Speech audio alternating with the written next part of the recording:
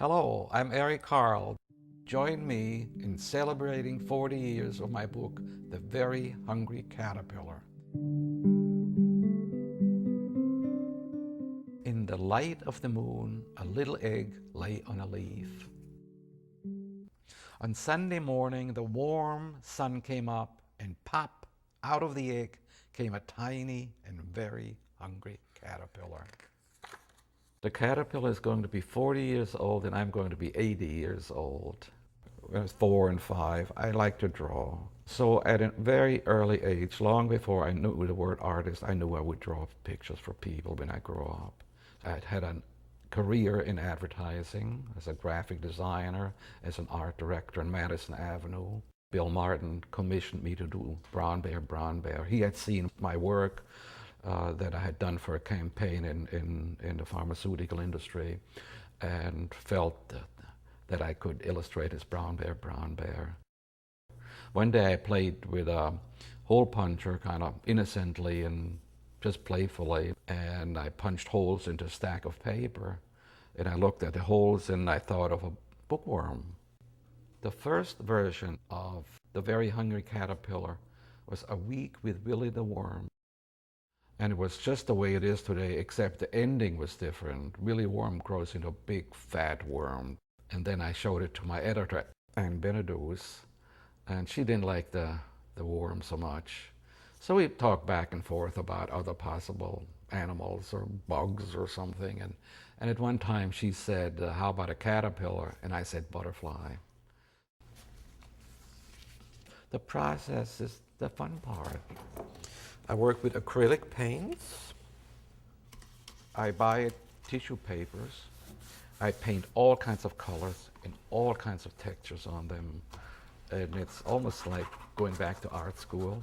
And that's my palette. Other picture book artists do collages. Picasso, Matisse do collages. So it's nothing new, but it's probably new that I use thin tissue papers, and I have created a unique style that's easily recognizable. If a child comes to me and says he or she wants to be an artist, an illustrator, storyteller, the first advice I would give to the parents, to encourage and not to push. With a child, I would say, just keep doing what you're doing, enjoy it. I had a wonderful father who actually wanted to be an artist, but his father wouldn't permit that. So my father often took me by the hand, and we go out in nature and meadows, and that's where I developed a love for small animals.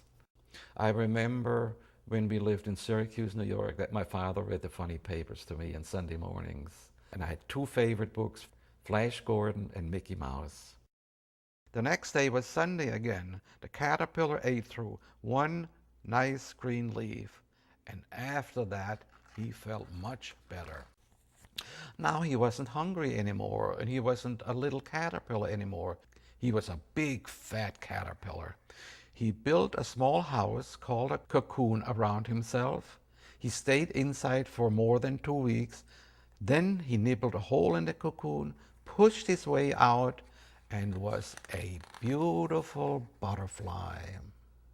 I remember when I was little, I thought I'll never grow up and do what grown-ups do. I'll never make it and so forth. Growing up can be very difficult.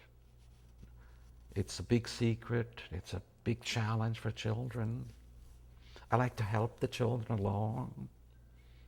I think, aside from the story, aside from the graphics, the touchable holes and the learning that's camouflaged in there, I think it's a book of hope. You can grow up, fly into the world with your talents.